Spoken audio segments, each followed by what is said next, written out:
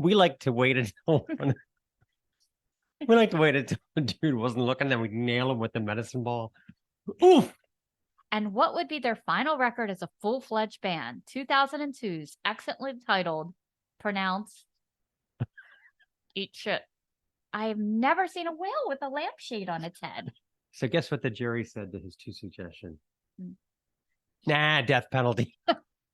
This is the Snaggletooth Rock and Roll Podcast.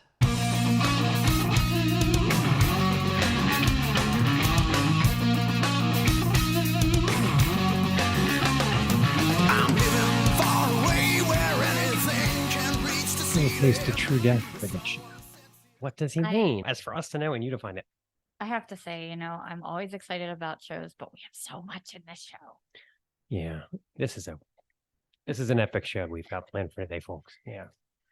Oh my gosh. Well, I guess we should start off talking about the concert we went to. Yeah, we went to the beautiful, if not intimate, Metro Gallery in Baltimore. Metro Gallery in Baltimore. I was trying to think up more words to describe this place, but it's a show. Not crowded, good drink prices. They have great drink prices, and it's a very intimate setting. Yes. We had just got there, and we were able to quickly notice that Matt Reese from Traveler was right there at the end of the bar. We interviewed him way back in season 1. It was nice to catch up with him. He's always such a great personality. He's like the elder statesman of the band. Yeah. And man, can he lay it down singing. Oh, yeah. That whole band was just fantastic. They put on a hell of a show, and then before them was Sanhedrin. Was the beautiful Erica Stoltz. Yes. Sings. I'll stick the picture up of the three of us. She was so sweet. Plays bass. I even have some live footage of it up on our Instagram page. Absolutely. Check it out. Great show. Great band, great show. And we're going to try to get Erica on the show soon. She was very interested in it. So it was a great show. And then we had Savage Master, who I described as Mentors Light because they don't sing about like the secretary hump or anything. They have a girl singer and a little bit of S&M theme. A little bit of S&M, and everyone's wearing hoods and so mad fun for all. So Sanhedrin, Traveler, Savage Master. We had a great time. It was a great show. And again, hope to talk to Erica soon. Yeah, they just ended that tour. So if you didn't catch them this time, you got to catch them next time. The other day, I was talking to someone at work, and they said that someone was going to have a field day with something. And I've always had a problem with that phrase because, yes, all right, when we had field day when I was in school, we got a day off and we got to go outside, but really it just consisted of teachers herding us onto a bus in our dorky gym uniforms, forcing us to run around a track, throw some shot puts in the heat while the gym teacher stood around in sunglasses yelling at us. I remember terrible boxed lunches, jump rope marathons, shirts and skins for the boys, maybe some flag football where someone always forgot and tackled and someone got hurt. The grand finale would always be the tug of war because the little rope burns puts like a cherry on top. So, I mean, I guess ironically, I did not have a field day at field day. I just mostly remember it being sweaty and do I have to do this? They always had us play little games as well as like dumb stuff like handing a soaking sponge back through a gauntlet of people to get the last person to squeeze it into a bucket, and it was whoever got the most water in the bucket. I don't remember that. Yeah, everybody just got wet and we didn't get much water in the bucket, or carrying an egg around on a spoon and you couldn't drop it. Oh, I remember that. It's so dumb. Yeah. We like to wait until the dude wasn't looking, then we nail him with the medicine ball. Oof. Oh, it was great. Yeah. That was fun actually. But that was really not part of the field day program. There was always that one. This applies to all field trips, not just field day. Do you ever notice there's always that really nerdy guy with a note from mom that he couldn't participate in the physical activity because of his asthma or something? Note from his doctor. So he would stand on the sideline, like kind of mocking us for holding an inhaler. Yeah. Like that was his veritable middle finger. Yeah, at us, because he didn't have to do any of the He didn't have to do any of the dumb shit that we were doing. I remember thinking, really, do I have to do this? God. Yeah, every field trip that they scheduled, there was always that sideline because there would be someone who couldn't go, so they had to make sure there was someone at school so they could color or whatever all day, one year, a kid got hit in the head with a rock. Oh my God. No concussion protocol. They just like mopped up the blood, put ice on it, rubbed some dirt in it, walk it off. But at least that got us out of the standing long jump. I remember that we didn't have, they had to cancel an event. The lovely leap into the pit of sand that went up your shorts. That was a lot of fun. I had a field day with this. Yeah. Oh God. Why don't we just say, instead of this, we could say they're gonna have a root canal with this, or they're gonna have a jury duty of a time, How about this is gonna be Parkville Post Office level of fun. That's great. The Brings Parkville Post Office. It got me again this week. I had to mail something to the insurance company, and I was right next door doing something, and I was like, "Oh, I'm sure I can get one stamp out of him." Nope. No. As soon as I walked in, he was locking it. Oh, lunch 1:30 to 2:30. I'm like, I thought it was 12 to 1. They change it every day. That's what happens. Fuck the Parkville Post Office. Based on when they're getting lunch delivered. Yeah. It brings a whole new meaning to going postal. Yeah, it really does. Yeah. Yeah. So, other phrases. Yeah, I think when everyone says, "Oh, we had a whale of a time," I just think that's a weird expression. I mean, huge ocean-bound mammals full of blubber, gobbling plankton, making slow sonic emissions doesn't seem to epitomize a cracking story. No, I don't think so. I've never seen a whale with a lampshade on its head. Or doing the maraca or the macarena. I mean, they don't even dance at SeaWorld. The dolphins were silly. Yeah. We could have a dolphin of a time. That would sound a little bit better. Yeah, they're always jumping and making happy noises. I like the fainting goats. We got a fainting goat of a time would be great. That's a good time. Yeah, that's a whole different level of party. Yeah. Stay in the emergency room. Yeah. Our feature interview this week is with none other than Giorgia Colleluori of the Italian hard rock band It's ALIE, which I think erroneously before we called It's ALIE, but it is kind of confusing with the font, but we'll talk about that. Yes. Their second album, Emosphere, was one of our favorites that snuck in right on the tail end of 2022. No emo, though. There isn't any emo, ironically. Giorgia is such a sweetie who can conversely sing Paint Off Walls. Yes. And we discover a set of topics from what it's like to play a huge metal festival to how Joey Tempest doesn't seem to age at all. Damn Swedes. This is a band that you need to hear. It will restore your faith in classy, hooky rock and roll. So stay tuned for that. All right, let's kick this off with the first song from It's ALIE, Breath of Fire.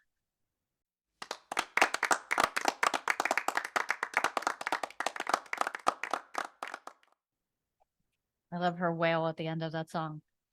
By the way, if you're missing our music here, we can't do music on YouTube, but you have to go over to our Spotify channel and please check these songs out. I mean, hit pause, go play the song and come back. The link to our Spotify channel is in the show notes every week. So go check it out. It really does sound a lot better with the music. So I love this behind us. This is from the Sanhedrin show. I snuck a quick shot of that shirt. I wonder if that's an actual band. No. Or just a slogan. I don't know. Okay, so let's talk about upside down cross into the two. Let's talk about Patreon. The site is patreon.com/Snaggletooth Podcasts. It is loaded with bonus content that you can't get anywhere else. Stacy cooking, my tattoos, music reviews, book reviews, all kinds of wackiness that is only at Patreon for $6.66 a month. You unlock it all. Soon to be coming a tour of our garden, as well as our great tomato forest. It's pretty scary. As well as, followed by the great cucumber swamp. You may or may not have discovered an invasive species behind the garden, didn't you? I think I killed it. Okay. When I put down that weed killer. Gotcha. This week, I have been going through a bit of a GBH phase. So I am going to do the Wilderness Years feature of GBH, the albums 1990s From Here to Reality and 1992's Church of the Truly Warped. Do these albums hold up? Are they comparable to the good stuff? We'll just have to log into Patreon and unlock this content. So yeah, become a Patreon. It costs you probably less than you would spend on 2 cups of coffee. $6.66 a month, and you help support this podcast and keep it from becoming Mark and Stace's expensive hobby, which it kind of already is. It kind of already is, yeah. This week's Snaggle trip took us to Harford County, Maryland, to one of the state's most popular game shops, Critical Hit Games. We have a super informative chat with Whit Bodiger, the owner, and this is not a video game shop. In fact, he sells nothing electronic, kind of just out of principle. These are board games, miniatures, card games, you name it. The store's calendar is absolutely crammed with events, D&D tournaments, Pokemon leagues, Star Wars RPG, whatever that is, and a bunch of other stuff that I don't really understand at all. But there is a huge market for this stuff. They were really busy. I mean, we were there Sunday afternoon, and people were just pouring into that shop and asking me for business cards and stuff. Yeah, it's wow. So anyway, this is our Snaggle trip to Critical Hit Games. Okay, we are here with Whit Bodiger at Critical Hit, and he is going to tell us why this is possibly the coolest game store that you will find on the East Coast. Tell us about how you got started and how Critical Hit came to be. Let's see. Well, Critical Hit started, we opened around 2010. Okay. And I had grown up as a kid playing board games and stuff like that at my local game stores here in Harford County, actually. Grew up in Aberdeen. Okay. And, every game store that kind of came out would, in 3 to 4 years, close down inevitably, one by one. Okay. And from going to those things, what I learned was what not to do. I guess what kind of mistakes a lot of stores are seeing over and over again. What is that? A lot of places open up stores that are more like clubhouses, not businesses. Okay. They're just bad business practices, I guess, and they're like a place for have your friends come over. Oh, okay, yeah. And it's like I know a lot of record stores that have the same thing. That's in you go in there, it's like not clean, Yeah. things like that. It has to be a business, not a hangout. Yeah, exactly. Right. And around just before 2010, the last game store in Harford County closed up. Mm-hmm. And they'd done a pretty valiant job, but they were trying to do a little more legitimately. Yeah. And I just thought, there's nothing here. This is a good time to do it. I feel like I know what not to do. Right. And open it up, and then learning what to actually do was sort of go along. How long have you been in business? Coming up 12 years. Oh, right. Wow. That's great. Where does the name Critical Hit come from? Critical Hit, we were having a hard time coming with a name for the business at the beginning. Okay. Yeah. And just sort of landed on something. And Critical Hit you'll see in like Dungeons and Dragons and other video games and card games and board games, like when you have like a big success. Okay. That's usually like you roll die, you get a 20, like big success. Okay, like big success games. Okay. Critical Hit. Gotcha. Yeah. We were intrigued because we were saying, we're going to interview this owner of this game store. Everybody's like, oh, video games? No, nothing electronic here. No, really nothing electronic. Nothing. Wow. So you can't use a battery or plug anything in here. Well, are the demographics different for the card games between, say, Magic, The Gathering, Yu-Gi-Oh, and Star Wars? Oh, yeah, absolutely. So the 3 big games we have are Magic: The Gathering, Yu-Gi-Oh, and Pokemon. Okay. The big ones. And Pokemon, it's you'd think of Pokemon as just like a bunch of little kids, and we have it's the youngest audience by far. Okay, right. But Pokemon, it's been one of the world's largest IPs for since the 90s. Wow. So now it's multi-generational. So you come into like a Pokemon day, and there's parents and kids. They're all playing together, and we're learning from generation to generation. Oh, that's so cool. I had no idea that. Yeah. So interesting. And then like Magic: The Gathering, it's a much more complex game, so we tend to get like college student and older. Things like that. Okay, gotcha. Gotcha. Yeah, you're right. Very different demographic. Yeah. Now, I see you buy and sell MTG cards. Mm-hmm. Have you ever had someone come in with like a super rare card where you were shocked? All the time, man. Really? Yeah. I think my favorite story is I had 2 kids come in, and they had found some really old cards at a yard sale. Mm-hmm. They spent like $20 on it, something like that, right. And it was like $5,000. Oh my god, that's so cool. And they were like, "Do you want to buy these?" I'm like, "Yeah, I kind of." We bought them, and I was like, "I got to write you a check." And the kids are like, "Well, we're 9 and 13. We don't have a checking account." They had to call their mom in.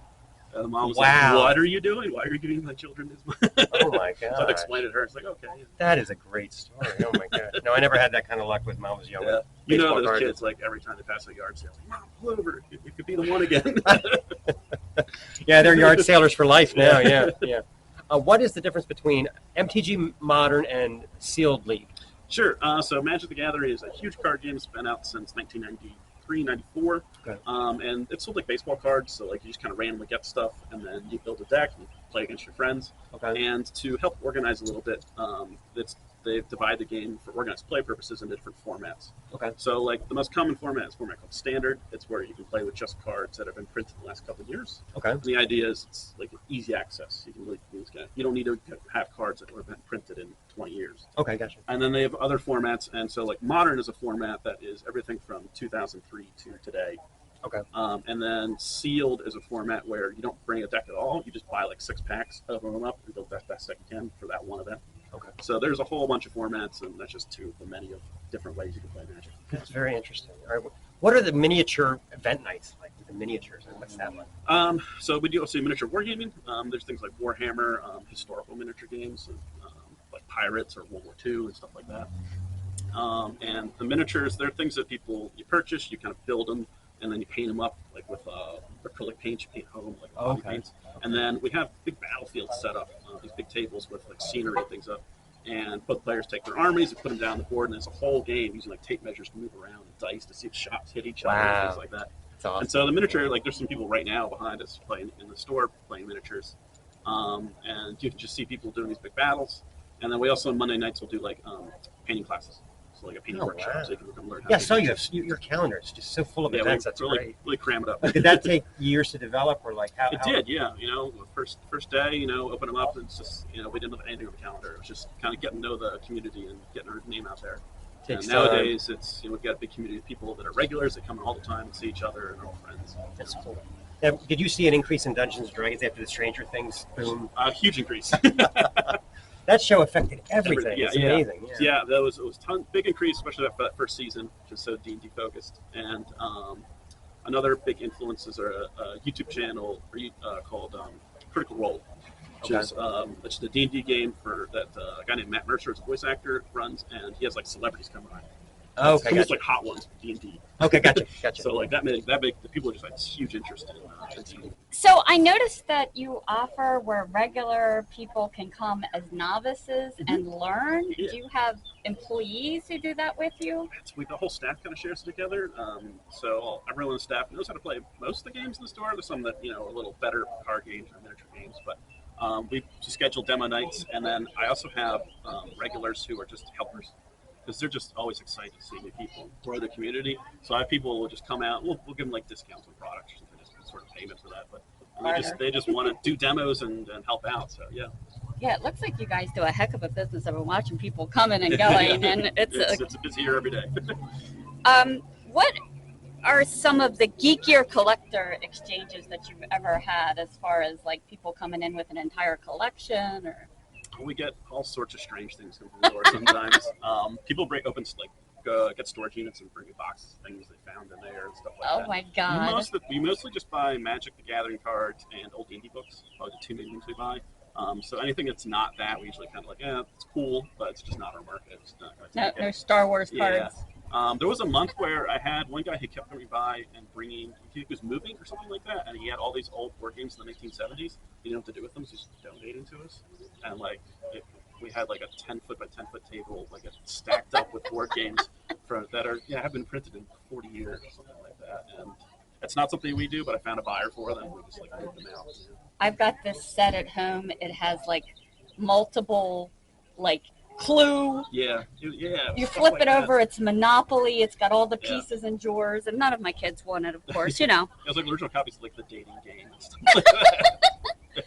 So I was looking at some of the newer role-playing games, like the Cyberpunk and the Vampire Masquerade. Are they newer? They're not. They're newer editions, new printings, but they're all from the 90s as well. So D&D starts in the 70s, gets Dungeons and Dragons gets really big, and during the 80s and 90s, a lot of those games come out, and just because D&D's popular, we do this too, and they're good games, and they still have big followings, but nothing as big as Dungeons and Dragons. That's the big one by far. Of course. I can remember playing that in the 80s. Over the years, they still print more and more copies and new versions of it and update it. Still going. Wow. So you have so many events here at the store. Sometimes does it feel like you're running a rec center or like? Sometimes, yeah. After school care? Yeah. Especially in the summers. So, like, I know this is not video games, but I was thinking, they made. Have you seen The Last of Us? That they made kind of. Yep. Do you think there's a role-playing game that you would pick that would translate well into like a television series? Into a TV series. Yeah. I mean, they just made that Dungeons & Dragons movie that was actually quite good, surprisingly. So I feel like that would do really well. And then it's not a role-playing game, but Magic the Gathering. It's a card game, but it's got like a really rich storyline that's barely been scratched by anybody. That I feel like that's definitely a good place for an IP. You should go on Shark Tank and pitch this one. approach, because they need new ideas. Sometimes it seems like it's the same shtick. So we were saying, maybe it would work. I think that would be great. So I was reading that you actually do demos here. If people want to try out a board game, is there any particular game that gets asked to try more than others? It's usually Pokemon, Magic Gathering, Dungeons & Dragons, and Warhammer. Probably the 4 biggest that we get asked demos about. But we also just have open copies of games here. If people just want to come by and play a game, just like going to a public library, like to read a book, you can just come here and play a board game. Oh, that's awesome. Tables for free, as long as there's space to sit, you're good. It's kind of like, checking out a game. Yeah. A lot of demo copies of tons of stuff. And I was intrigued by the Return to Hill House game. I'm only familiar with the show. Yeah, Betrayal, Yeah, how does it work? Betrayal is one of the coolest board games I think I've ever played. Yeah? So the way it works is each player starts as sort of like almost like a Scooby-Doo adventure going through a haunted house. And you just explore the haunted house as the game continues and it kind of adds rooms. And at a certain point, the game will change and someone unknown to the group will be revealed as like a serial killer or the betrayer or something like that. I love stuff and like that. The groups will then split into 2 separate like rooms, and one will read the evil person, will read the rules like what's happening, and the other group will read and they'll tell you what the scenario is, and then they go back and play the rest of the game trying to escape the house from the player who's now the killer. Oh, I love it. That's even more exciting. I used to think Clue was exciting. And what's cool is there's 50 different scenarios. You never know what you get. So you can play that game for years and you'll never see the same thing twice. It's like a choose your own adventure. Yeah. I love it. Are you familiar with the Twitch channel, the social media channel? Twitch, have you ever decided to maybe do a channel? We're looking at this. We just started a YouTube channel, and we started streaming some games of Magic the Gathering, mostly just as a test. We're still working to get our hardware set up and then working out how like a schedule for channel content, things like that. But it's coming down the line. I've seen so many things on that from we have like artists that are broadcasting, live, and you can tip them. So, cool. Yeah. Maybe you can figure out some way because there's so much on there. That's on our horizon. Awesome. Well, thank you so much for talking with us today. Well, that was fun. We had to tag team it. We don't usually have to tag team it, but we had some childcare issues that came up, but still got it done. Take turns interviewing and caring for said child. Yeah, absolutely. So, but you'd never know it, would you? So good we are. And it was raining. Yeah, it was raining. Yeah, eventually we had to finally stop. We would have gone longer, but the roof started to drip on the laptop. That's not a good thing. We can't have that. So let's talk about philosophers. That's a segue. Ta-da! In 399 BC, there was a trial in Athens, Greece. Socrates was charged with impiety because of some blasphemous things he said, corrupting youth, worshiping false gods, etc. Now, a little bit about Socrates. He was a war hero. He had been deployed several times in the Peloponnesian War? Yeah. And he was kind of had an inheritance. He was sort of independently wealthy, which is what led him to be able to kind of traipse around the college campuses and have sort of develop an entourage of people writing his shit down. He wasn't flipping gyros at the local Grecian. Definitely not. No, fast food place. He was not. So, anyway, so back to the trial. The tradition was, if you were found guilty, you propose your own punishment. Socrates had 2 ideas for how he should be punished. He felt he should be given food and housing from the state for life. And number 2, he should be fined 1 mina of silver, the equivalent of 47 cents. Now, keep in mind, this man was wealthy, but he claims that's all he had. So if you're able to do your own thing, if you're basically saying free food and housing from the state, that's basically like putting yourself in prison and they have to feed you. Maybe he should also specify he would like it to be house arrest so he could just stay home. And then they would have to pay his mortgage and Uber Eats 3 times a day, bitches. So guess what the jury said to his 2 suggestions? Hmm. Nah, death penalty. And he was promptly executed. I just find this hilarious. Can you imagine allowing the criminals to pick their own sentences? Mr. X, you've been found guilty of murder in the 1st degree. What sentencing shall we proceed with? Well, I think a super soft pair of comfy slippers would teach me a lesson for sure. Plus surf and turf for lunch every Thursday for at least the next 10 years. No. A mandatory nap between 2 to 4 each workday would keep me on the straight and narrow. And I also think to help with my anger management, I need a turn down service with a hot toddy and a York peppermint patty on my pillow. Plus, there's no way I want to be eligible for parole. I know it's harsh, but justice must be done. Yeah. No. What did your dad used to say? Oh, he used to, when he was mad at me, he would threaten me with 30 lashes with a wet noodle. Yeah. Which I've heard that one before. Yeah, I don't think a wet noodle would last 30 lashes, but okay. Okay, so very exciting. We're debuting a new feature on the show this week. It's called Bastard Songs. This one today is the tale of one Silas Turner, a man down on his luck that just wanted to do something special for the love of his life. This is a Mark and Stace exclusive with music and lyrics, all courtesy of your favorite podcast couple. It's going to be a cult classic. So roll it.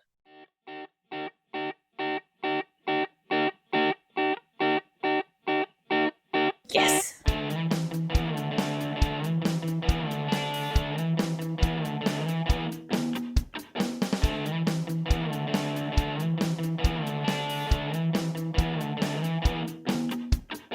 Silas Turner had some land behind DeSoto Lake.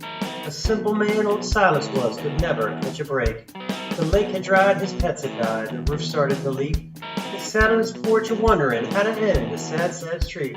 Ride, Illinois boy, ride. Yes. It's your world and you're the master. Ride, Illinois boy, ride. The policeman is faster. Silas lived a simple life, no socialite churchgoer. About the only love he had was a Fairbanks Morse lawnmower. A beauty from 1954, candy cobalt blue. He loved that riding mower and he named her Betsy Sue. But Betsy's paint began to fade. The clutch needed a big upgrade. Our friend decided in frustration she deserved full restoration. Sadly, Silas's mind was blank. Decided to rob Clay County Bank. I'm done being good, our boy declared. Now Betsy would know how much he cared. Ride, Illinois boy, ride. It's your world and you're the master. Ride, Illinois boy, ride. The policeman is faster. It was quite a stir old Silas made, holding up a bank with a lawnmower blade. Our hero got a ton of cash. He was out of there in a flash, rolling down the town's main drag. $8,000 in a duffel bag. But Silas didn't get very far. A lawnmower's not a getaway car.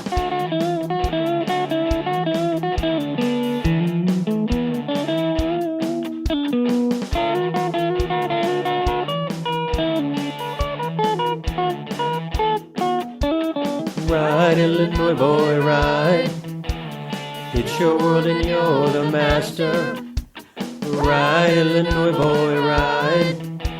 The policeman is faster. Ride, Illinois boy, ride. It's your world and you're the master. Ride, Illinois boy, ride. Pedestrians are faster. I think that's a first in the world of podcasting. It's definitely a blend. I hear some folk rock, I hear some country, I hear some punk rock. Not many podcasts record songs about a man who tries to rob a bank on the back of a lawnmower. So if you liked it, let us know. If you thought we're crazy, let us know. If you get it, don't get it, let us know. Pop it in the comments. But this is going to be a regular thing on the show. You're going to have to hear me singing, stay singing, me playing shitty guitar. Get used to it, people. Let's play a song. This is It's a Lie with Beyond Revenge.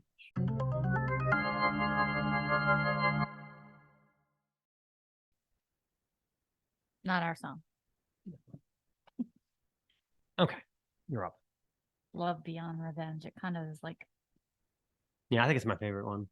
it's a little more ballady, but it still really punches it in there by the end. No. So our ad this week, our sponsor is Home Chef. They are the wonderful meal service that deliver everything you need to create your own wonderful, yummy meal. And believe me, they are good. Right to your door. You can pick out how many meals you get, whether you do add-ons like desserts or smoothies, or they have meals that you can pop into the oven that are ready. Or I prefer the one that you kind of chop up and make everything yourself. They come with step-by-step recipe cards. They even have different pictures along the way in case you get lost. You get like a little pod with just enough ginger for two. Little So envelope. So there's no waste. Little envelope with just enough cilantro for the meal. It's very cool. There's no waste. You don't have to go out and buy a whole thing of cilantro that's going to sit in your cabinet for 9 years after that you make this one meal. They make delicious sauces. The meats are of excellent quality. If you're not into meat, well, guess what? You can choose meat alternatives for every meal. So use our link and get over there and save yourself $20 off your first box. Okay. I've been looking forward to this collectorbation all week long. Today we're going to talk about Raging Slab and the album True Death EP. Little taste of true death, folks. So there aren't enough good things I can say about Raging Slab. I discovered them back in the early 90s.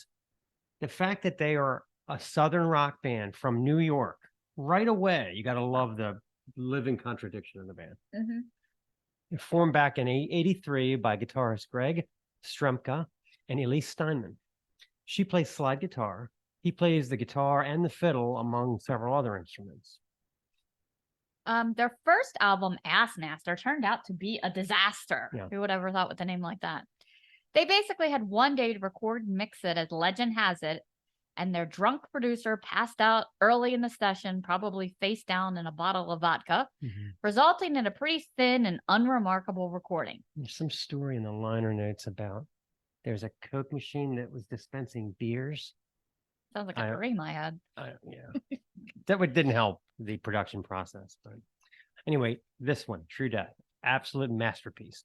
3 guitarists recorded at a friend's home studio in New Jersey that actually was, the ceiling was so low you couldn't stand up in it. So they had to record everything sitting down. The dark, low-slung slab vibe is in full bloom for this record. The band is cocky and relaxed, like they just fucked Nikki Sixx's girlfriend in the back of the Flying Jack. Elisa's side riffs are an all-out attack in Thunder Chucker. The gang chorus is fortified with brass knuckle power.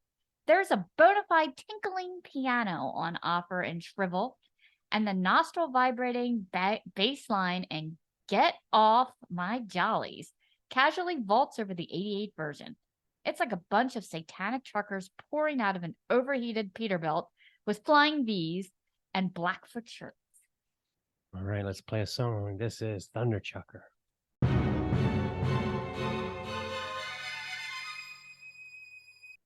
True Death continues. See, once you get past the debut, the Ass Master album, everything the band has done since then, it just rules. I used to have a t-shirt of the self-titled from 89. I don't know where it went. That one is stacked with great tunes like Don't Dog Me, Sorry's All I Got, Dig a Hole. After the first album, the band bought a farm in Pennsylvania that they renamed Slabby Road. And they recorded, here we go. They recorded the follow-up and called it From a Southern Space. And RCA said, nah, they rejected the entire album. Nice. So they recorded another album with a great title, Free Burden. What an awesome name for a Southern rock album. And RCA again said, nah. I want to hear these albums so bad. I don't know where they are.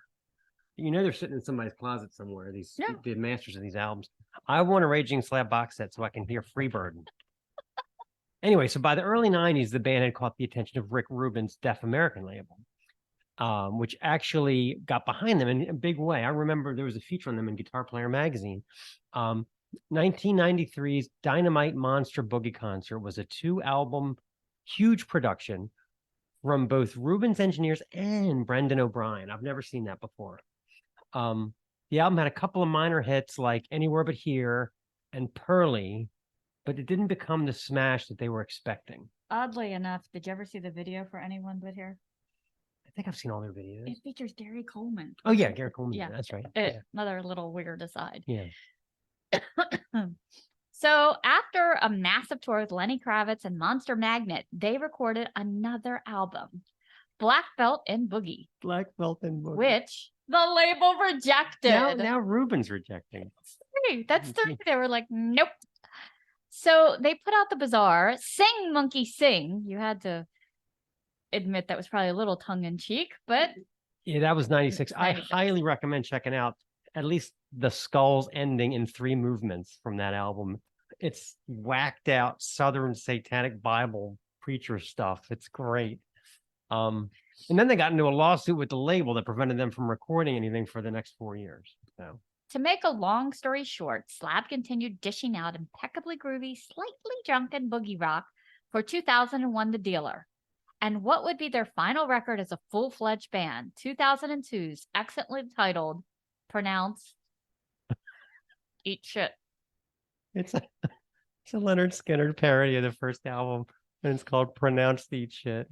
How can you not love this band? Oh, They were even featured on MTV's Beavis and Butthead. and Beavis said they were like Leonard Skinner, but cool.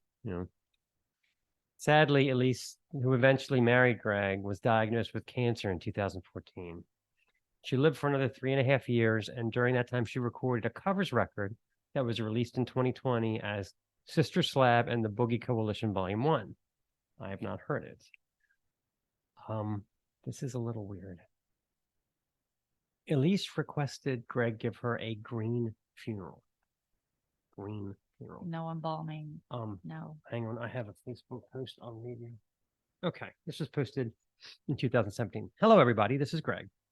As some of you may know, Elise wanted a green burial. She passed away around 2:30 a.m. March 30th at our home in my arms after a period of what can only be described as the quietest silence I've ever experienced. I washed her and dressed her, put her in her wicker casket, and drove her to her final resting place at White Eagle Preserve by the Columbia River Gorge in Washington State. Elise picked out the casket and chose the traditional coffin shape over the rounded model because, as she put it, I don't want to be buried in a wine basket. Yeah, so that's the question. Could you bury me? Could you be my undertaker? Would you be able to do that? I don't know if I could dig a hole deep enough. That's my only problem. Exactly. So very unusual. You know what? She was a gifted, unusual soul, and I think she deserved a gifted and unusual send-off. Yeah. Anyway, back to True Death. Okay.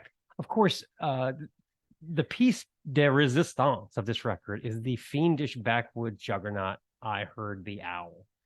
She's got a thing for owls. It's an anthem that finds occultic violas rising up like homicidal scarecrows, slithering against barnstorming slide workouts and flickering harmonies. Greg wailing about fistfuls of true death and sinking a worm in the devil's apple. Spectacular. True Death is the essence of Raging Slab, the vision fully realized, raw and gorgeously ugly. It's a critical snapshot of the band before they went to war with 100 record labels and made 30 rejected albums. It is the musical equivalent of blowing toilets off walls with M80s. So get a taste of True Death. Let's hear I Heard the Owl. Rest in peace, Elise. God, that song. Can you tell him? So it's kind of a shame that I kind of get it that he didn't want to go on with doing music after she There's died. no more Slab. No. It's a lot like the Cramps, the way Ivy didn't do any more Cramps after Lux passed away. Yeah. Well, you want to introduce the interview? So this is our interview with Giorgia from It's ALIE. We really enjoyed our conversation. She was so sweet and down to earth. And in like this weird dichotomy, she's such a big presence on stage and such an amazing voice. This band really needs to be heard. They are just straight out of the 80s. She's the first artist we've ever talked into opening her refrigerator for us. So here it is.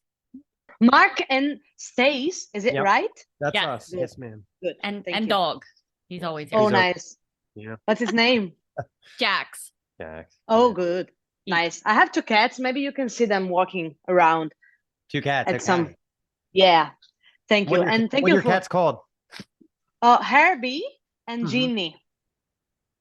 Hey, Herbie and So We have Jeannie. Yes. we have 4. We have Annabelle Lee, Vladimir, Little Bear, and Lucius. Oh, very nice. We Sometimes didn't Good. set out to be a 4-cat family. We just ended up being one. they kind of happen to you after a while. Yeah. Yeah, sure. I was already close to bringing the 3rd one, but then my boyfriend told me just the cat or me. So I said, okay, so I will The stay cat with or you. me. Yeah. We will see. We will see for how long. So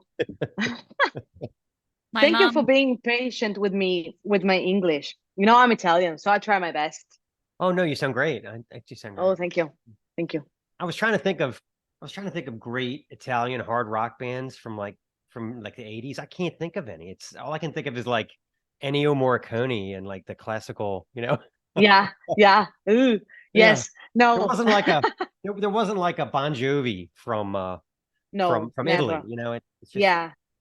I couldn't, unless you know one. I couldn't think of one, No, I think that in Italy, there were a lot of really cool underground bands in the Right. 80s. Right. But if we have to think to a big band in Italy, we never had one. In rock and metal, I said, for example, Lacuna Coil, which Yeah. are really big from Italy, but anything else was like not really in the culture. So Yeah. Okay, well, good. I feel we better then tried because I it. just couldn't think of it. Yeah. So yeah, we did talk to Herma, I guess, was it last season from From Thick and Thick and Beautiful. Beautiful, yeah. So she was really great. yeah, yeah, Oh, good. yeah. They're Nice. Really nice. But you guys are our top 3. So definitely. Yeah. Good. Yeah. and we've loved the last 2 albums. In fact, we were spinning you this morning. Just really, you all just bring so much experience to this project, and it shows. Thank you. Yeah. Really. Great. Thank you so much. Thank you. So the name of the band is very difficult to Google. Like how did you come up with the name? It's ALIE. What is it? Does it Acronym? stand for something? Is it like an acronym? Where did the name come Yeah. I think we did a mistake because we really liked it. But then first of all, they couldn't really pronounce it. So we're like, what's the name? Italy, it's a lie. So it is It's a Lie. And it's like the first thing is that you can kind of see the name of where we are all come from. So Italy, you can kind of see it in the name. And if you split, It's a Lie. And it's a really like how can I say it? Like philosophical stuff. Okay. Like how our thoughts can be lies from time to time, and how can we really trust what we think or what we feel?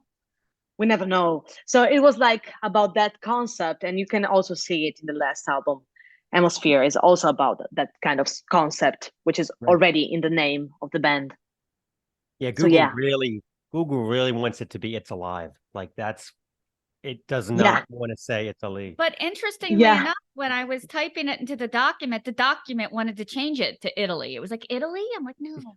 No.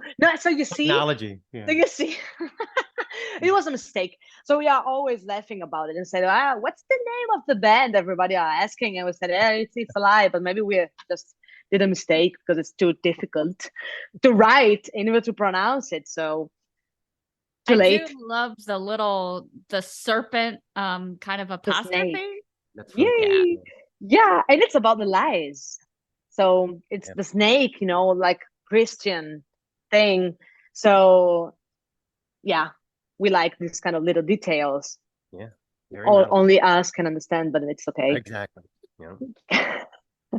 So I kind of got the vibe, Lilith definitely was kind of fitting with the It's a Vi. How did you come about the name for Emosphere?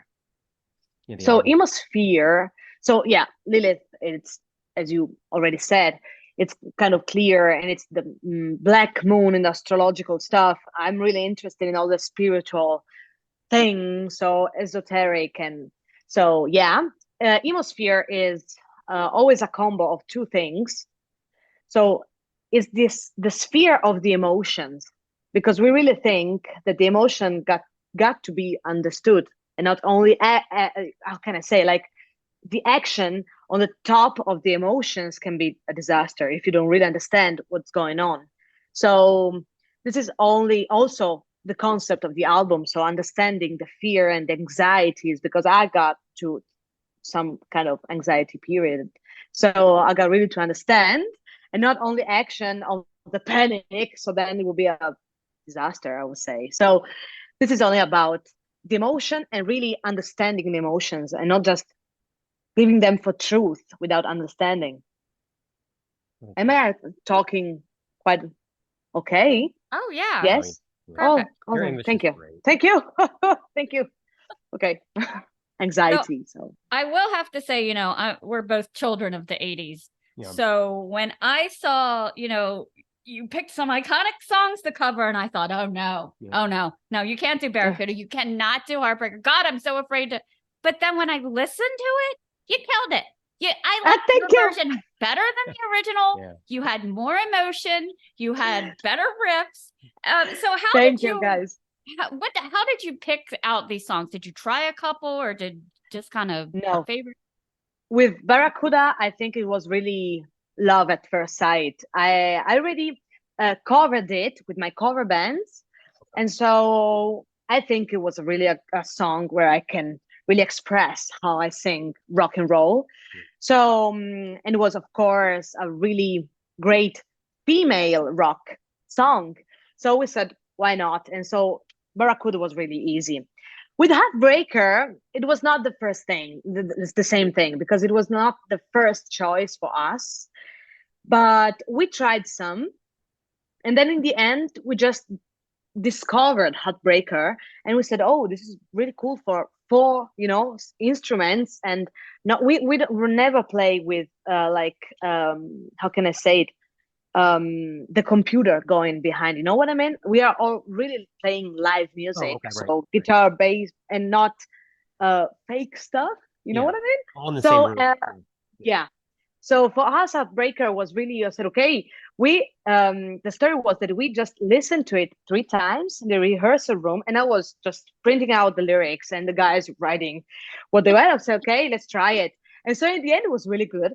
So we said, okay, let's do it. And so we did Heartbreaker, and that's the story. It turned out great.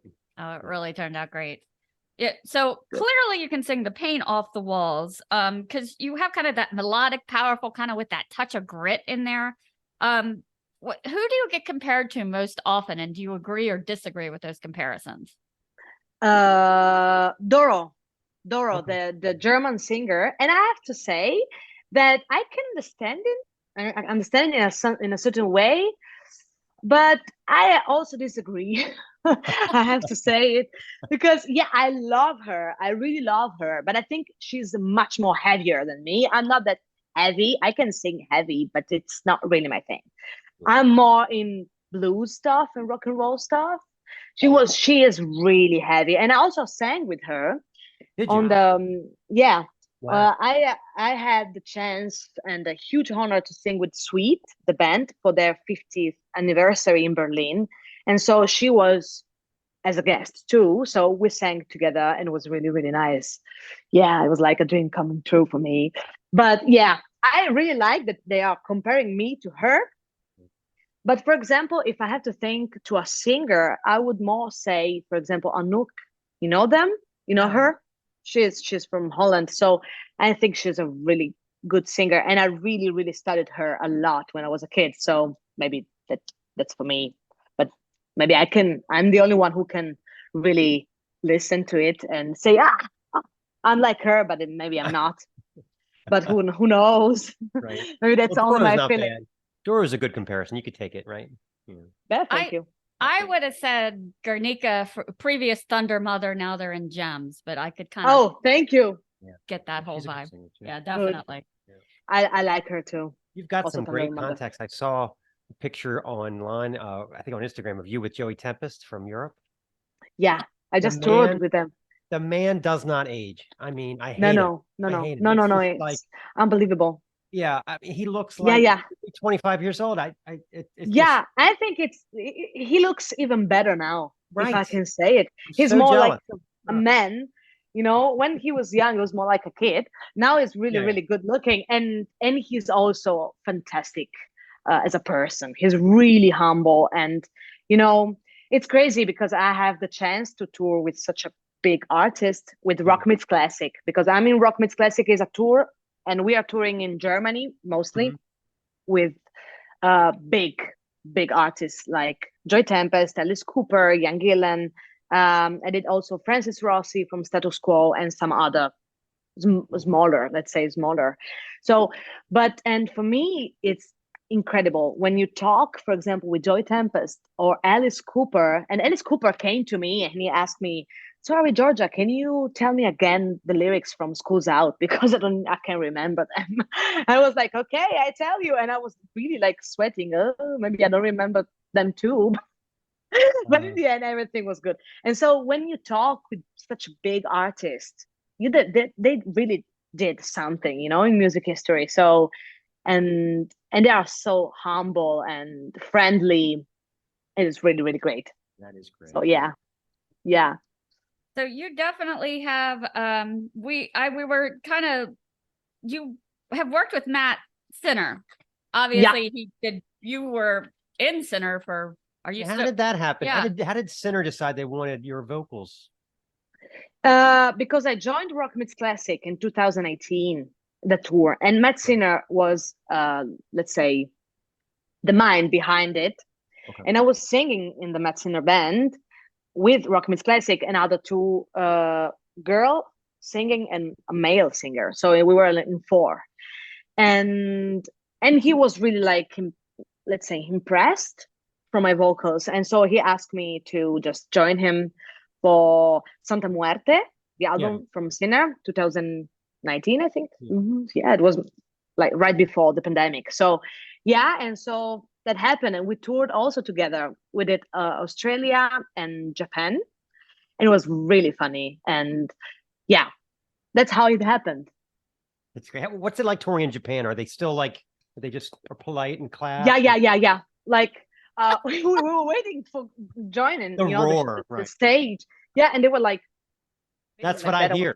Yeah, I've never been there, but I hear that. Everybody says that. Yeah. Crazy, and saying being. They like love that, you. you know? They love you, but they're polite. So you're yeah.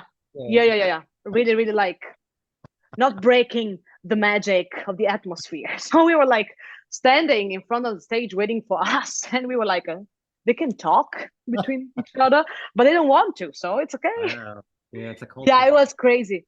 It's a totally different world. It's really totally different world. So for me, landing and just going to the airport, it was like, where am I? Another planet. Yeah, another planet. Yeah. Was Matt able to give you some of his veteran tips and tricks kind of to get through the tour? Or? Yeah, he was really, we worked together since 2018. So, and he was really my mentor in a certain way, you know. So it was really like behind my back. Also, in particular, I would say during the recordings of the first album, Lilith, and also, of course, Santa Muerte. And it was like having him with me during that recordings in particular was really helpful. He really was like behind me because I was a child. And so I was also scared, and I didn't have that time a big experience in the studio. So he was like really giving me tips and tricks and everything, and being really behind my back. And I was pushing, and he was saying, yeah, now you can push it a little more. So I said, okay. And in the end, I was pushing a little more, and he was right. So I had to say it. So he was right. So yeah. I really liked to work with him, and we still do, of course. After he had to stop because he just was not doing really good on the healthy side recently. But now he's doing back good. So we will see what the future will bring us. So you have been called as a band kind of a no frills, just awesome rock and roll experience. You don't need pyrotechnics. You don't need elaborate costumes. You don't need crazy makeup, you know, but I did notice you have such a stage presence. It's almost like a something you go into, something theatrical. Did you have any theatrical background, and what is your favorite way to connect with fans? I have to say that my stage presence, I think it's just myself. So I don't know where I learned it. I was just like that. I had a lot of, I have to say, stage just experiences, because I had a cover band back in the years, and we were doing something like 2,000 concerts. So it was really a lot, and really working really a lot. And I was still in high school, but I was playing so much. So I think it was really a big thing for me to learn how to be on stage and releasing the animal. So, and this is how everything happened. I have also to say that I did an album, that my very first album, with Fabio from Rhapsody, and seeing him in the studio and how he was moving, it was really kind of impressive for me. So I had also to say that he was an inspiration on that side. Regarding how I connect with the fans, I'm just talking. I talk, and when I finished for example, the shows, I really like to go downstairs and talking with them and being in touch with them. So I'm really an easy person, as you can say. As you can see, I think you're instantly relatable. I agree. Yeah, I could tell right away. Yeah, whenever we see like somebody live, he always says, "All right, they're a talker in between songs, or they're not talker." Yeah, some bands don't talk between songs. It's just like boom. Yeah. Boom, boom. Others. Yeah. It's all personality thing. Yeah. Definitely. Yeah. Cool. All right, so we wanted to talk about some of our favorite tracks from Atmosphere. So I think Siren is I love Siren. Oh, thank you. Who came up with the counting 1, 2, 3, 4, 5, 6? Like, how did that happen? I did it because in It's a Lie, I write, let's say, all of the lyrics, of course, and also the melodies. So I was just listening to what Raffaello, the guitar player, did, and it just came to me. One, the click is turning to. I think it's really cool. The fact that it's not 1 through 4, it's 1 through 6. It's I don't know how it comes across so well, but I just I was so impressed with it. It was inspiration. It arrived. It was not my thing. It arrived. And then I said, okay, let's do it. So So thank you. All right. And then Beyond Revenge is another one of our favorites. It starts out so gloomy, and then it builds to kind of almost this angry scream. Was there any kind of inspiration, whether it be real life or fiction, for that kind of feel? I think for all these kind of questions, we had to talk about how I just write. Because for me, it is like really feeling the music. Easy. For me, it's really feeling the music. Simon, our bass player, since, of course, Atmosphere, then we just have a new bass player for the next album we will release. But for example, the song who Simon wrote, like Beyond Revenge, for me, it was like really listening to the song and starting to sing. And usually how I work is like recording on my phone some melodies, and then I start to write the lyrics and I start to listen again. And then I said, okay, just to record it. And so how everything happens, it is like it is like it is. So you sing into your phone? Yeah. Yeah, I'm singing in my phone. I'm singing in my phone. You're like at the airport singing into your phone. Yeah. I have tones of like, I sing, this is shit. So I had to do it again. Since I found something that I really like, and then we do it. So I sing and that's it. Yeah. I really like the video for Beyond Revenge too. Where did you find to shoot that? That was neat. Yeah, really cool location. Yeah, it's we are always working with a guy called Simone Vrek, and he's really, really good director, and he's doing also movies. So and it was crazy because we did both Breath of Fire and Beyond Revenge video clips in the same day. So it was kind of hot day and crazy.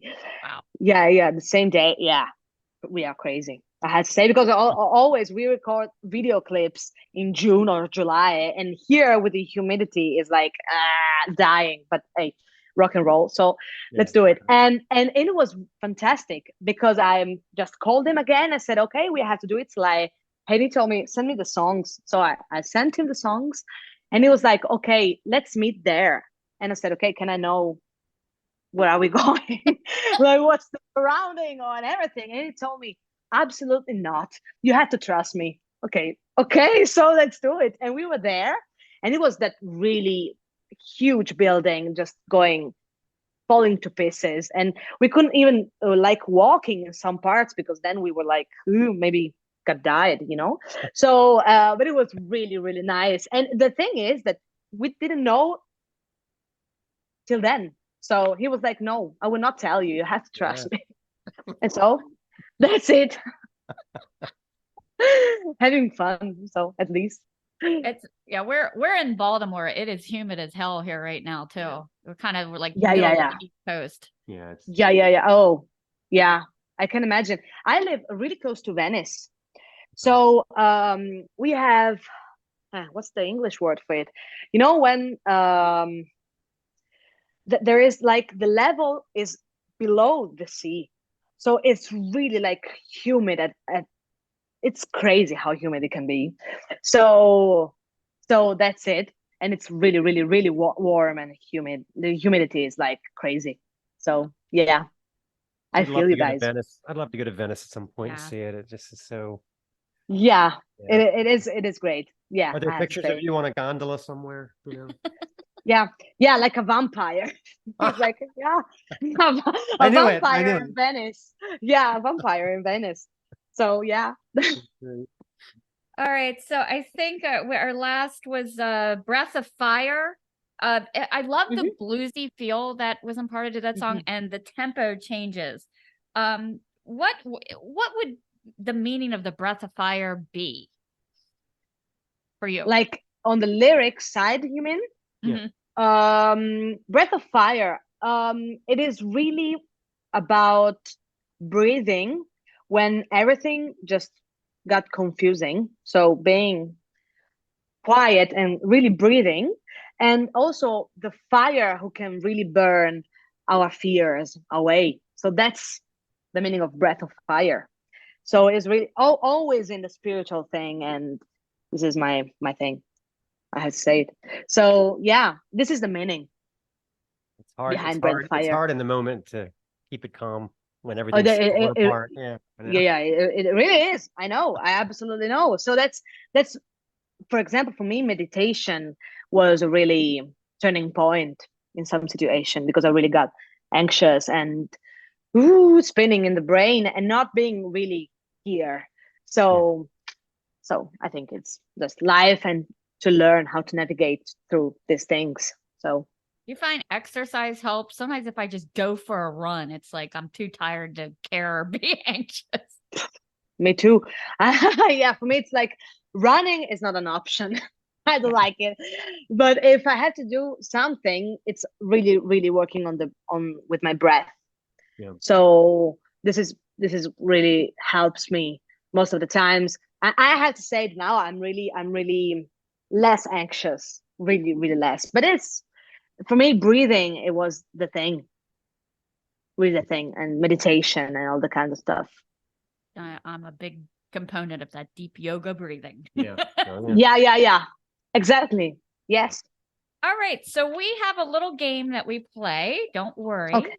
Oh. Okay. So I have 100 questions in front of me, but you're only going to answer 5 of them, and you're going to pick the ones you answer. So pick 5 numbers between 1 and 100. 60.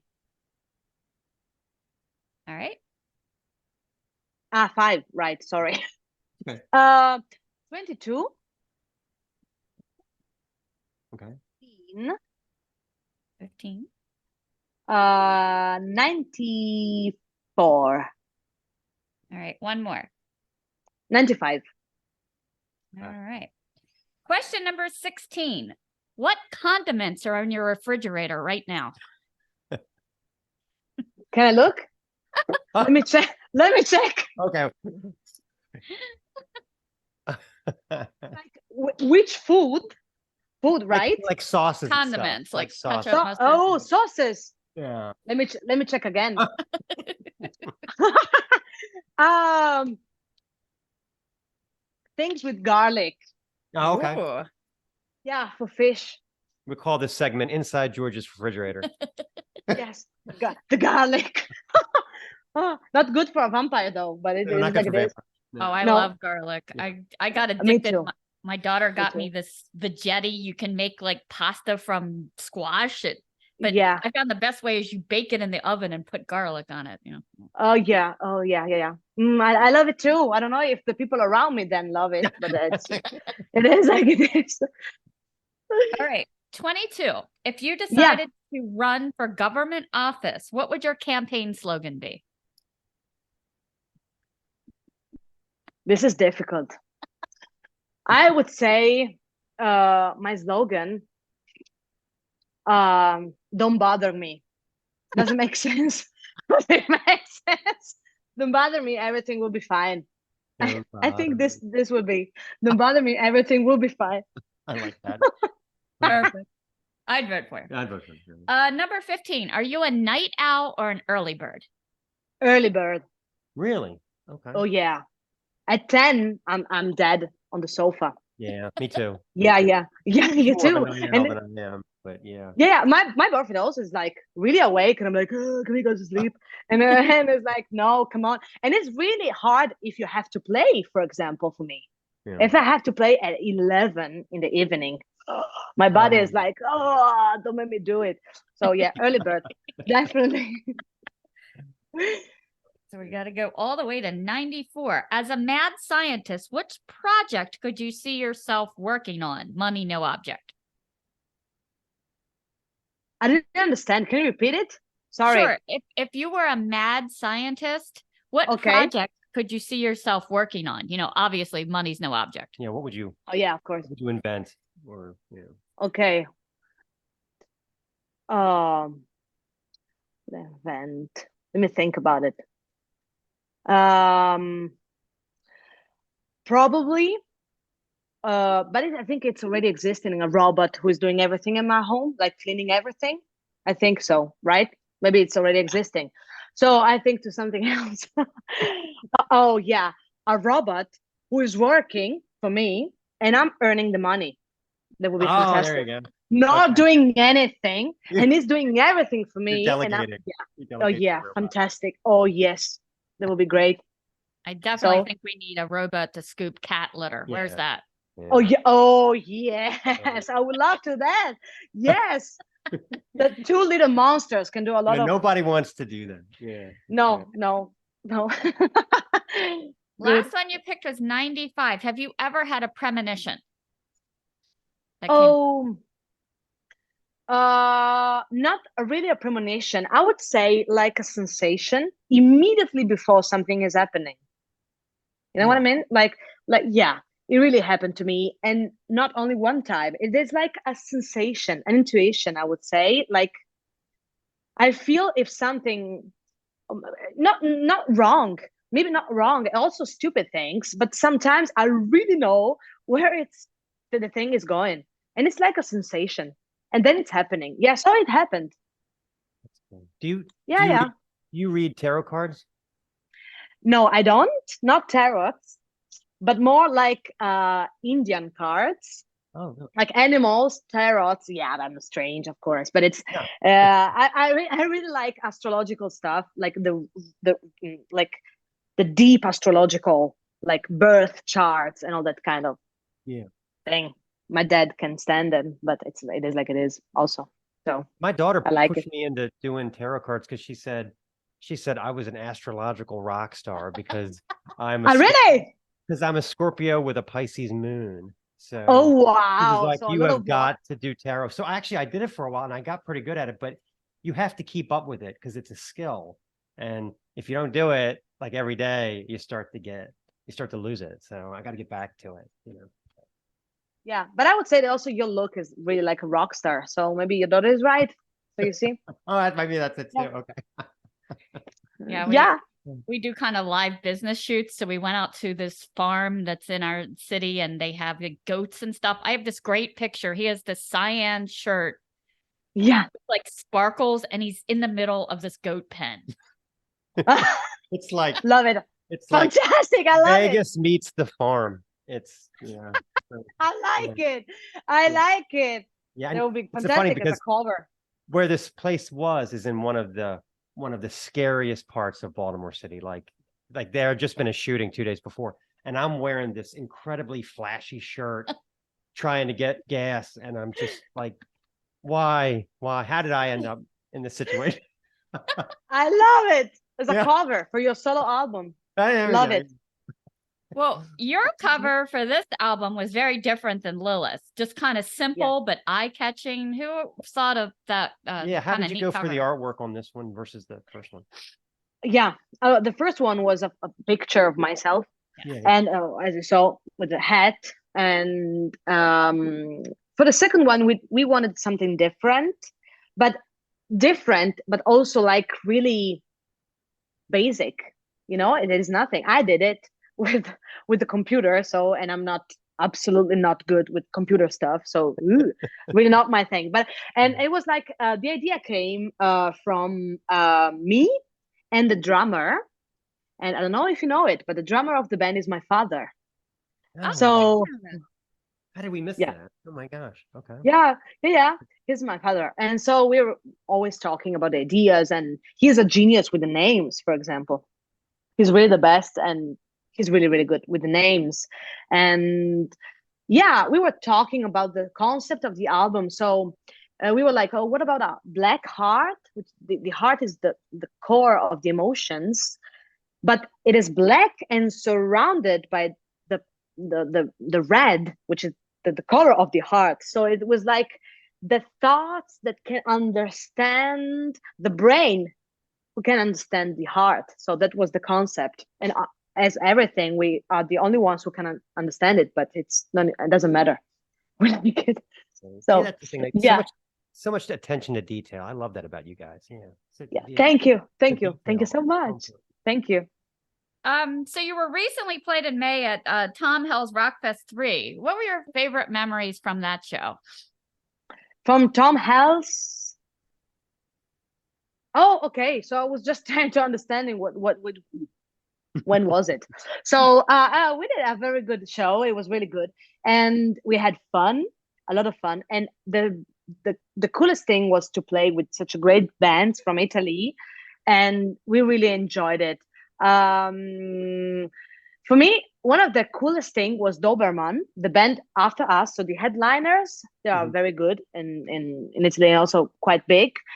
And I never saw a thing live, but the bass player and the singer, so it's the same person, was playing with fire and spitting like the fire. And I was like, wow. I can't even imagine to play and sing in the same moment. Can you imagine play, sing, and spit fire too? I was like, okay, I just sing and talk. No, I'd be afraid for my hair. That's it. Yeah, me too. Can you imagine? That would be fun. Definitely not for me, maybe, but for the other people. That's some multitasking right there. Lord, he had a juggle on the side too. Yeah, it's great, and it was playing, singing, spitting fire, and great. So and it was really good. That band Rammstein, I don't know how they have so much fire. I don't know how they pull that off. It's just so much fire. Yeah, so much fire. And in Rockets Classic, we have fire. So we have that kind of fire. And it's crazy how hot the stage gets when the fires are going. So it's like did they like tell you, did they train you ahead of time, like where to walk and all to avoid getting burned? No, that's very rock and roll. It's really rock and roll. And I risked it once because I was like, I was really going to the poo. So my hair was really close to be gone forever. But we have a kind of red spy going like careful, but if you are there singing and dancing and everything, so can be risky. But after the first show, then So it's the first show, which is really risky. For sure, it's a scary show. Yeah, the first one can be really like dead or alive. So Dead or alive. Okay. Yeah. I was so surprised when we talked to Herma. They had just done a show where they came out literally with blazing guns. And I was like, did you have to practice? She's like, oh, we got them the day before. And I thought, oh my God. Oh, There's no planning at all. It's just no plan at all. point and shoot. Oh, Jesus. So I also saw that you do vocal coaching. Have you ever had a student that you were like, I think you should really pick up knitting? Accounting. Yeah. stick with Accounting. Yeah, I have many, I have to say. But I really think that if a person, even if it's not at all, it's his thing, for example, it's not out of tempo totally and not hearing one note. If he's really like, how can we say it, like focused, and he really wants to do it, I think that maybe the time can be longer. If I'm, of course, talented, then it's everything easier. But I really think that good training can really be really helpful, even if a person, it's really not his thing at all. So I really have some persons who are like, when they arrived, I was like, oh, okay, we have a long, it's a real, long road. But now after maybe, let's say 4 or 5 years, they are singing on public, which is for me, wow. Like that's a really big thing it's a really big thing for them and also for me as a teacher. So now I have 50 students each week. 50 a week. Yes. Yeah. Like, I bet you do have moments where you have to like go to stand outside and you're like, oh. Yeah, I have some moments, and yeah. And I also my students know me so good. You're a Scorpio, I'm a Taurus, so I'm really like, if I had to say something, I say. Oh yeah. And I really had to learn how to say it properly, not like offending people in the really beginning. So so I have really this kind of moments in my lessons too. But yeah, I think that it's also helpful, not just telling. It's hard to, because you have to be critical, but you're really sweet, so you have to find a way to Yeah. We're gonna work on this a little bit, and we're gonna try this again, and you know what I mean, like I know it takes time to learn. It's it's for me, it's 8 or 9 years that I'm teaching, and the first years it was like I was the student of myself at first, just learning how to, and also to teach is really difficult to me. I don't think it's a thing that anybody can do, honestly. A lot of patience and patience, and also really with the voice, it is like it's your own instrument, and you have to feel and to hear what's wrong on the other people in front of you, and it's not like a keyboard, you know what I mean? It's not that for example a C and you say, oh, play a C, and it's playing a D and it's wrong. No, it's different. So I think it's difficult, but I really love to teach. It's a big passion of mine. I really love it. I always wanted to know this from a vocal coach. How long does it take usually for people to start to hear when they're sharp or flat? Because that's the key to me, is you can hear. It's about hearing how you sound. Like, how long does that take usually for people to pick that up? It depends. I think it really depends on the person who is singing and their, let's say, musical consciousness. And how their ears are working. So for me, for example, what was really, really a big help for me as a singer was to recording albums and working in a studio, because the studio doesn't have any, it is like what you're singing is what you get. So in live shows, maybe you can, and it's not really clear as in the studio. If you're in the studio, then everything is like there, and you hear it, you motherfucker, you hear it. So then you really have to work on it. And for me, it was really, really a big training. So, and on the time, I think it really depends. It really depends. I think there are singers who can be really never really on pitch and still being a great singers. You know what I mean? It's we sing together on the show sometimes, and Stace was in chorus, so she's got a great voice. And I was always in band. Love it. But the only thing that Stace I have to work with her on is she never did the count. She never did the, it's always, all right. Yeah. you know, the What? click, click, click, click. So I have to like kind of touch her leg and be like, okay, 1, 3, Go. 2, boom. Yeah, that's our signal that she comes Okay. in. Yeah. I sang for this man. He had sung with the Concordia Choir, and he was a great teacher, but he had sometimes he'd make us all lay on the floor so we could feel our breath. Or Okay. he'd turn Yeah. us all into the bathroom so we could hear ourselves. Yeah. Nice. I like it. Yeah. Maybe I can use it in my lessons. The bathroom. Yeah. It's I think that everybody has that kind of, not perfect thing. So also with the timing, it could be a problem for a lot of singers. The timing, and as you said, absolutely, the pitch. The pitches, I think, is the worst. Yeah, and also in-ear monitors. It was more brutal. When I was in bands, it was more brutal. It was 4 guys, so it would be like, okay, let's try it again on key. Let's try. This is in D. Can we all? And like that was. I know. I need a chord. We have no patience for it wasn't like, okay, let's try. It was like, who's flat? Come on.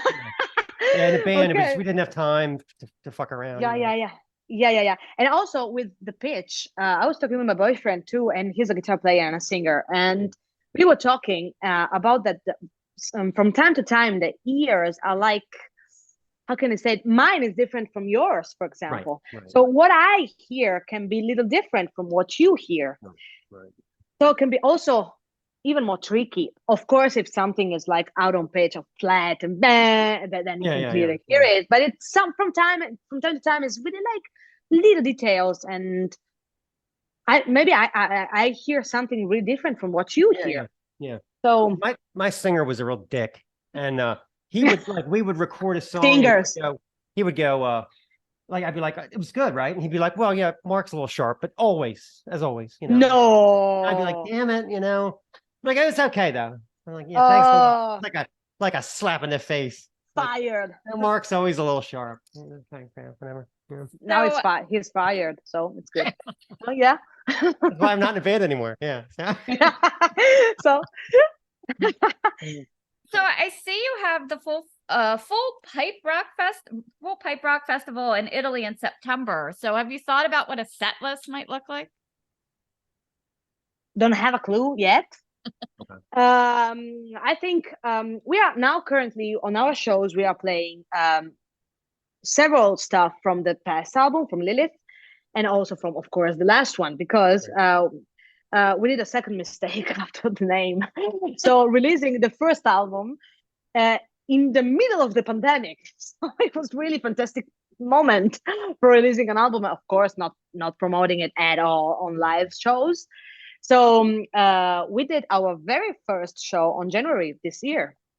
So it was really like, woo, thrilling moment. It was really, really good emotion. And so, yeah, I don't know what we were playing on Full Pipe Rock Festival. I think, of course, some songs from the first and some songs from the second. And yeah, Siren is not on the set list, unfortunately. They don't want to play it live. But maybe after this interview, I can ask them. It's my favorite. Yes. So we do it for Mark. Yeah. So, yeah. In Italy. We did it for Mark, but in Italy. For the pandemic, I think wasn't Italy the first country to lock down? Oh, yeah. Venice. Venice was the first one. So I was... Yeah, but the funny story behind it is that I was in Berlin with Alice Cooper. Okay. With Rock Mix Classic, and Italy got closed totally. Yeah. But I was still in Germany, so I was like, "Yeah, very nice." So we will see how we will figure it out. And for me, the best thing, and I really was there, so I can say to my firm, for example, when I will have some children, I will tell them that story that Alice Cooper flew back to America. He left Germany, and we were just waking up, and he was not there anymore. So, and Germany was not closed, so the shows were still confirmed. Isn't that great? Wow. So they were telling me, Giorgia, you have to fly back to Italy, and I said, okay, fantastic, and what about the shows? And they were really hoping that Germany was just canceling all the shows, and so fortunately, then it happened. But can you imagine if not? Then they had to pay back all the tickets because Alice Cooper just was like, the last show was like, hello, see you next show. And then he was like on the jet going back to America. And we were like, great. So what are we going to do?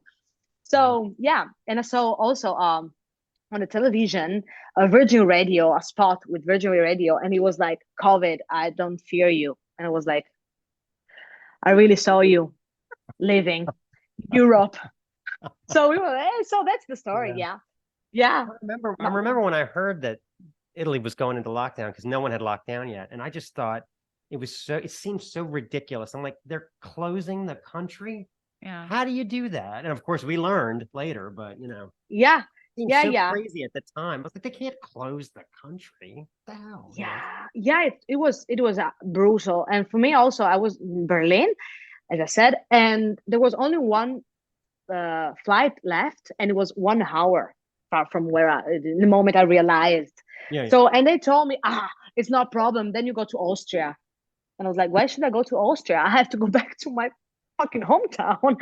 So, and in the end, I was the only one on the plane with another captain. And we were just talking, and he was also going back home. A captain of so it was like, captain, is it the right word? Yeah. So, and yeah, and then I made it, but it was not very funny, I have to say. You had a private jet, just like Alice. Yeah, I had also a private yes, jet. I was exactly. Yes, but it was not waiting for me. If not that, then I trained to Austria. Okay, so fortunately I made it. And I was like, thank you. Who wants to be guys. stuck in Austria? I love you too. So we'd love to get you to tour over here. Any plans for eventually coming over to the US for a tour, or? We would love to. I have to say, we would love to.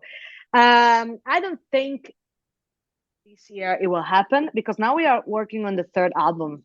Right. So we have some plans for the releasing of the new album, and hopefully with new company. But I would not tell you anything. We will see you after this album, So fingers crossed.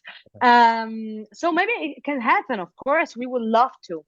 So yeah, Girl, I will let I'll you know. put it together for you, okay? We'll put you with like somebody older, we'll establish like Lita Ford. We'll put her with Lita Ford. Lita Ford, right? And then Edge of Paradise and you guys. We'll send you out. Yeah, that will be great. There you go. Love it. So it's like Edge of Paradise. I mean, yeah, let's do it. I'll get booking that immediately. Very nice. Thank you. I will send you the money later. Okay, there you go. For the job. Great. Thank you. Well, you know what? We had a great time talking to you. Same. Thank you so much for the patience. Also. Yeah, and hopefully one day we'll get to see you, even if we got to come over to Italy. Yeah. So. Yeah. So let's do it. I'll wait you in the humidity of Venice. So we can ride together on a vampire gondola. A gondola. Yes. Yeah. All right, dear. Vampires, thank you. I love it. This was great. Thank you so much for your time. Thank you, guys. Thank you guys for having me. Falling on deaf ears.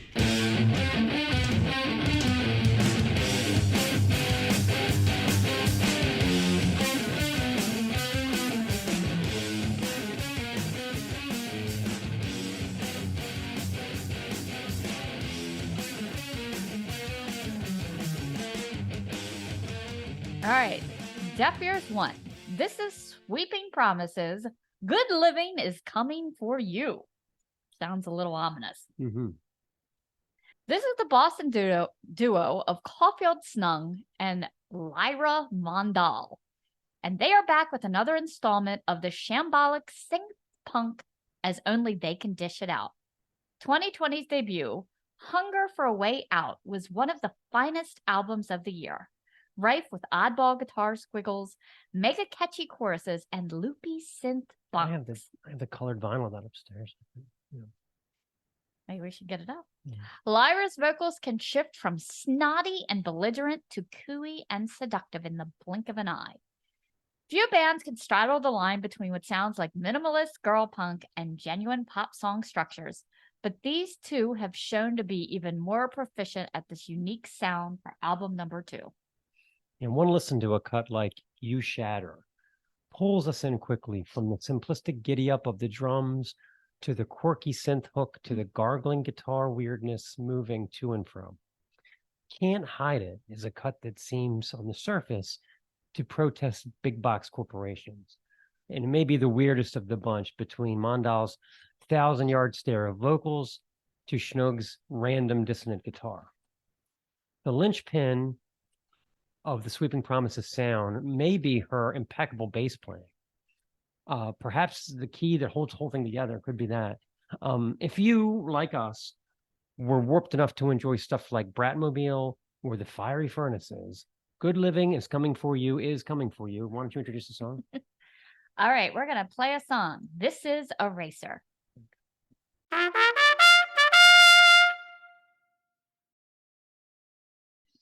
Deaf Ears 2 is Mega Drive. New EP is Code Walker.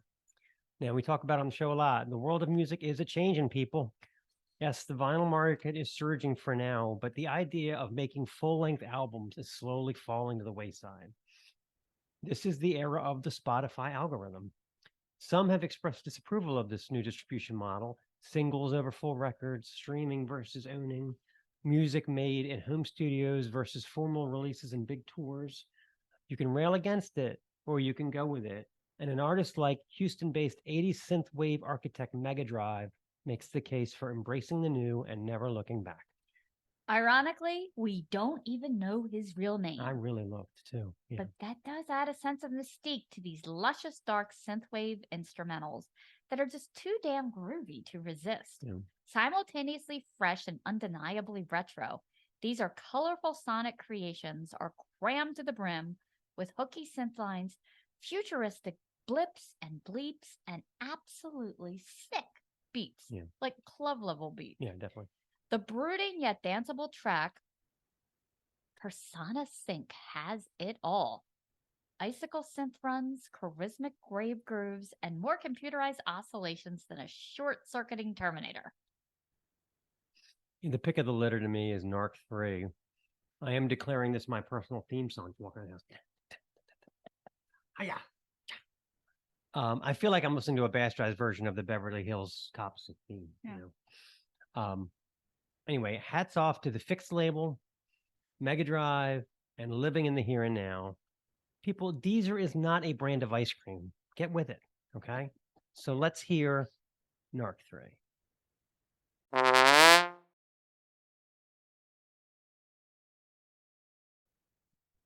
This is all you. All right, Deaf Ears number 3, The Raven Age. This is Blood Omen. When your father is that Steve Harris dude, your band doesn't exactly need billboards on every street corner. I would think not. But despite the unavoidable accusations of heavy metal nepotism, The Raven's Age is a band much better than it needs to be. Blood Omen. Come out and do this, really. But instead, they deliver quite a bit of impressive music. Yes. Blood Omen is 40 minutes of quality melodic metal with tons of AOR influence and crooner Matt James, sweeping vocals, and dramatic guitar harmonies from the tandem of George Harris and guest Tommy Gentry. He's from Five. He's the Five-Finger Death Punch dude. That's right. He's awesome. The production from Matt Hyde, he did Trivium, As I Lay Dying, is immaculate, riff-storming, vocal soaring, and double bass battering. And they have a cool video with zombie cowboys. We were just watching this morning. It's quite epic. If you haven't checked it out on YouTube, it's involving a poker game and guns, cowboy hats, and zombies. You can't go wrong.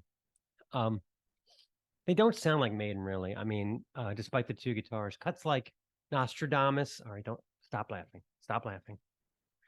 Cuts like Nostradamus offers a stadium-sized chorus and a tempo that shifts from riffy and grandiose to clean and melancholy and back again in an instant. The strongest cut has to be Forgive and Forget. All right, the harmony in the beginning sounds like Wasted Years a little bit. Dang it. But the percussive thunder of drummer Jai Patel pushes this one into overdrive, along with hyperactive fretboard runs and what sounds like 1,000 voice chorus. Sure, this band will never have trouble opening up a stadium-level show. No. But the album is very strong. Stop being smug or I'll tell everyone about that Neutral Milk Hotel t-shirt in your bureau. I saw it. All right. This is Forgive and Forget.